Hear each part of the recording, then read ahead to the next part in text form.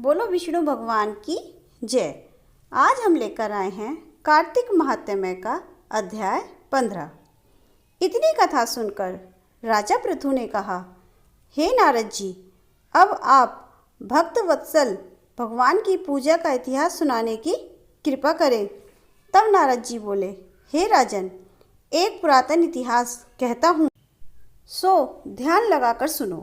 पहले कांतिपुर में चौल नाम का एक राजा राज्य करता था। उसके राज्य में समस्त प्रजा सुखी थी, कोई भी दरिद्र, पीड़ित या दुखी नहीं था। राजा के नाम पर उस देश का नाम भी चौल देश रखा गया। एक बार वह राजा मूल्यवान मणिमुक्ताओं द्वारा भगवान की पूजा करके वही मंदिर में बैठ गया। उसी समय उक्त नगर की विष्णु शर्मा नामक एक ब्राह्मण ने आकर अनेक तुलसी दल तथा जल से भगवान की पूजा की। उसके तुलसी पत्रों से राजा की पूजा के मणिमुक्ता आदि ढक गए। यह देख राजा ने क्रोधित होकर ब्राह्मण से कहा, हे विष्णु शर्मा, तुमको पूजा का कुछ भी ध्यान नहीं है। मणिमुक्ताओं से की गई मेरी पूजा की शोभा को तुमने तुलसी दलों से ढककर समाप्त कर दिया है। यह सुन विष्णु शर्मा कहने लगे, हे राजन, अभिमान के वशीभूत होने के कारण तुम भगवान शिव की पूजा को नहीं जानते। ब्राह्मण के ये वचन सुन राजा ने कहा, हे ब्राह्मण, तुम दरिद्री हो, इस कारण भगवान की पूजा क्या जानो? क्या तुमने कभी भगवान का कोई स्थान बनवाया अथवा कोई यज्ञ आदि किया? अगर यही बात है तो मैं देखता हूँ कि भगवान की भक्ति करके पहले तुम स्वर्ग में जाते हो या मैं जाता हूँ। इतना कहकर राजा ने गुंगल ऋषि को आचार्य बनाकर बड़े बड़े यज्ञ आरंभ कर दिए। साथ ही ब्राह्मणों को बहुत सा द्रव्य दान देने लगा।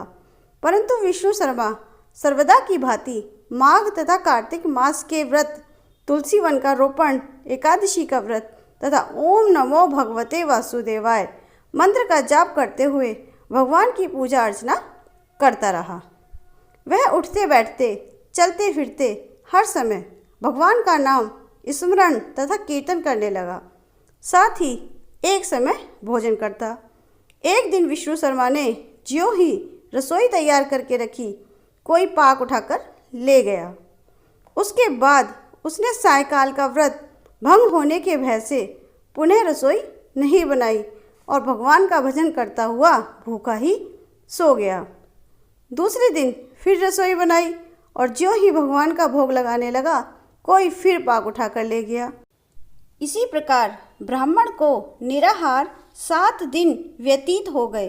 विष्णु शर्मा भूख के मारे व्याकुल हो गया, परंतु सत्संग का समय भंग न हो जाए इस भय से उसने दूसरी बार रसोई तैयार नहीं की। वह यही सोचता रहा कि न जाने कौन हमारा पाक उठाकर ले जाता है। भक्तों के इस आश्रम को छोड़ना भी उसने उचित नहीं समझा। तदंतर उसने निश्चय किया कि आज मैं पूरी तरह ध्यान रखूंगा और देखूंगा कि पाक को कौन उठाकर ले जाता है। इसके बाद उसने पाक तैयार किया और एक स्थान पर छिपकर बैठ गया।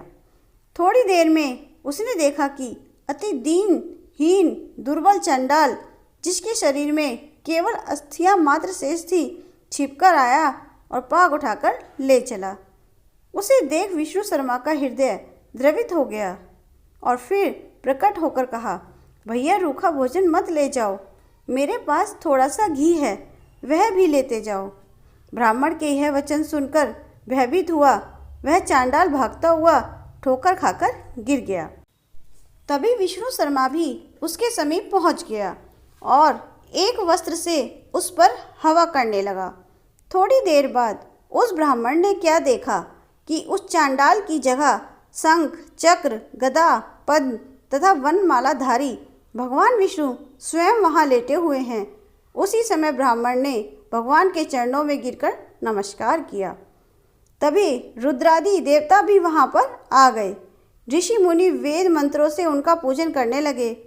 तब विष्णु भगवान ने अत्यंत स्नेहपूर्वक ब्राह्मण का आलिंगन कर उसको सारूप्य मुक्ति प्रदान की। तदंतर अपने साथ विमान में वैकुंठ को ले गए। यह चरित्र देख चोल राजा अत्यंत दुखी हुआ और उसने आचार्य गूगल ऋषि को बुलाकर कहा कि यह सब क्या हो रहा है। जिसके द्वेष के कारण मैंने यज्ञ आदि किए वह वैकुंठ को जा रहा है और मैं यहीं पर स्थित हूँ। क्या मेरे यज्ञदान आदि सब निष्फल गए?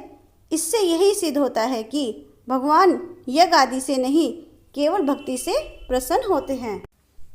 आजीवन ब्रह्मचारी रहने के कारण राजा के कोई संतान भी नहीं थी, अतएव अपना संपूर्ण राजपाट धन संपत्ति अपने भांजे को सौंपकर भगवान मुझे स्थिर भक्ति प्रदान करें, ऐसा कहते हुए यज्ञ कुंड में कूद गया। यह दृश्य देख गूगल ऋषि ने क्रोध में आकर अपनी शिखा उखाड़ ली। तब से अभी तक चौल देश में भांजा ही मामा का उत्तराधिकारी होता है और गूगल गोत्र के ब्राह्मण आज भी शिखा नहीं रखते। चौल राजा के अग्निकुंड में गिरते ही भगवान ने प्रकट होकर अग्निकुंड में ही उसका आलिंगन कर उसे भी सारूप्य मुक्ति प्रदान की। इसके पश्चात भगवान ने विष्णु शर्मा को पुण्यशील तथा चोल राजा को सुशील नामक अपना द्वारपाल नियुक्त कर दिया। यहाँ पर हमारा कार्तिक महात्म्य का 15वां अध्याय समाप्त होता है।